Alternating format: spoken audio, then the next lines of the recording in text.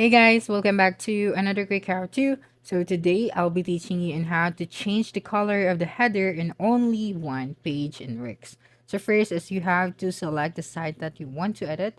So as you can see here in the first page, the color of the header is just white, and when you go to site pages and menu, you'll be able to see here that my page for blog, the header is color white as well. Okay, so if I want to change the color of the first page or the home page, I want to change the color. I don't want to change the rest of the color of the other pages. So what should I do?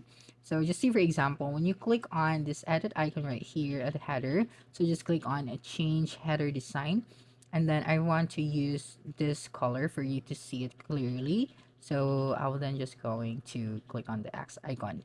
Now, when you go back to side pages and menu and go back to your blog page, as you can see, the color of the header change as well because that's how it goes. Okay, if you change the header of the first page, the rest of the page's color header will change as well. So I don't want it to happen. So all you have to do is go back to side pages and menu.